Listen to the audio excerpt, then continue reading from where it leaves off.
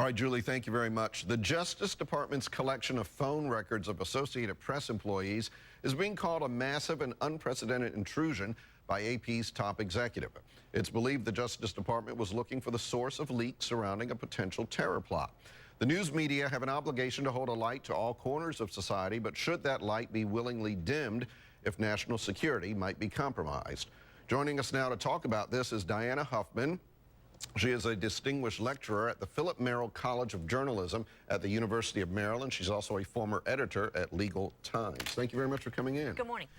This has been the focus of a lot of attention lately. And I read a fascinating column, I know you did too, by Walter Pincus in the Washington Post on Monday, I think it was.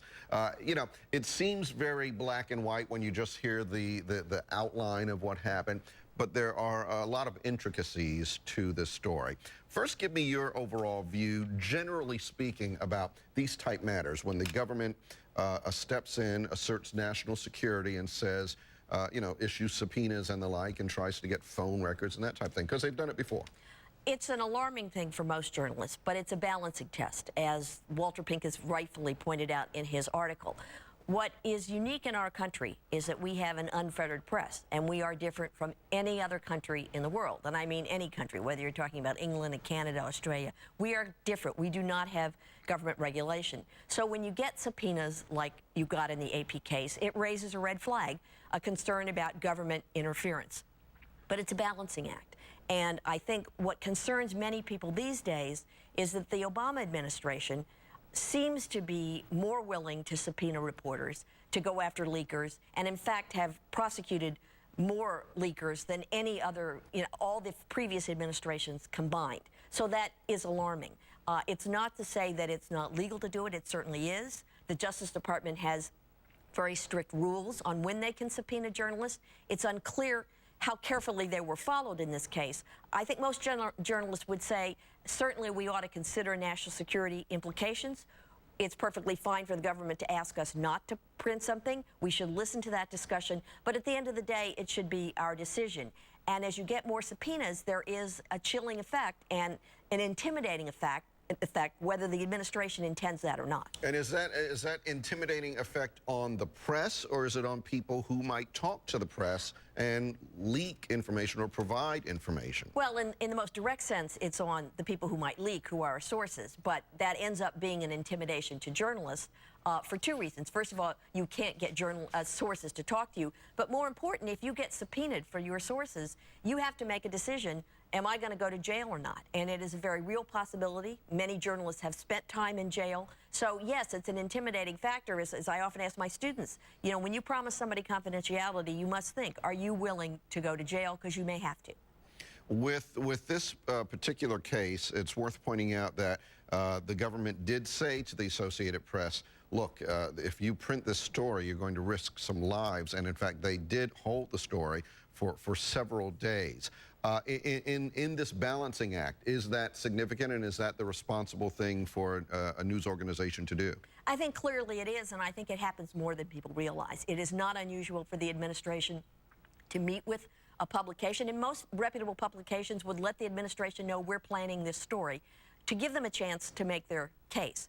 The issue is, at the end of the day, who makes that final decision, because they're just as the media, as Walter Pincus correctly pointed out, always screams First Amendment, the administration always screams national security, national security. As we learned in the Pentagon Papers case, where the administration claimed this will harm national security, the press didn't believe that, and ultimately the Supreme Court of the United States did not believe that. So the issue is, at what point and when do you believe the administration, when do you make your own decision? That's a judgment call. It may be, in fact, as Walter Pincus argues, that perhaps AP should not have run this story. But the more troubling thing is how broad the subpoenas were and how often the administration has used them. And I think you need to look at it in that context, not just this particular story. One thing that I've not heard being said in the discussion of all of this, and I wonder about it because I wonder if it's an underlying issue.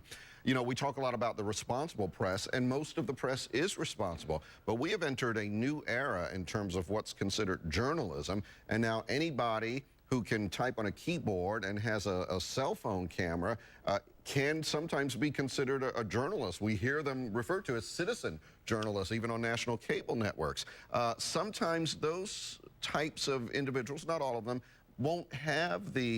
may not have the responsibility part down, might not have someone else to talk to and think this through. Newspapers, big news organizations, it's different. Is there some fear that we might go down a slippery slope and that individuals will just decide, hey, I found this information, I'm putting it out? Well, certainly I think there is. In the WikiLeaks case, there is an issue as to whether Julian Assange is in fact a journalist who I don't happen to think he is, but some people do think he is. The issue of who is a journalist may be the most difficult issue facing the press these days. But I think what you have to understand, and we've learned over the past year or so, it's not just those people who make mistakes and may not be responsible.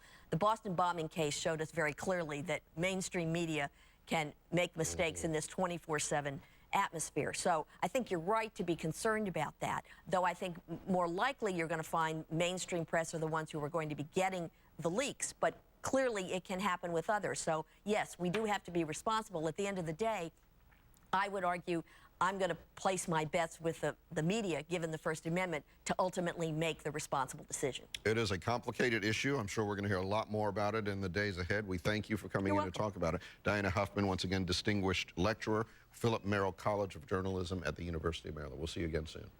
All right, stay with us at 7:39. We'll be right back.